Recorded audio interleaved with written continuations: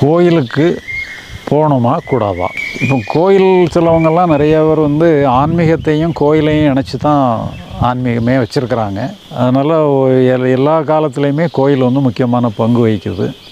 அதனால் நம்ம வந்து யாரையுமே கோயிலுக்கு போக வேண்டாம்னு நம்ம சொல்கிறதில்ல. கோயிலுக்கு போய் தான் நீங்கள் ஞானம் அடையணும், கோயிலுக்கு போய் தான் உங்களுக்கு ஆன்மீகம் கிடைக்கும்னுட்டுலாம் ஒன்றுமே கிடையாது.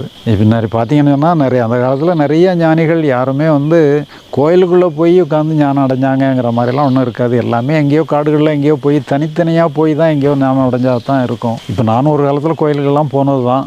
பட் இருந்தாலும் ஞானத்துக்கும் அதுக்கும் சம்மந்தமே டைரெக்டாக ரிலேஷன்ஷிப் கிடையாது. பட் இருந்தாலும் அது ஒரு நல்ல இடம். வேறு எங்கேயோ ஒரு இடத்துல நீங்கள் வேறு ஏதோ ஒரு கிளப்புக்கு போகிறத விட கோயிலுக்கு போனீங்கன்னா அந்த அட்மாஸ்ஃபியர் நல்லாயிருக்கும், ஒரு நல்ல வைப்ரேஷன்ஸ் கிடைக்கும்.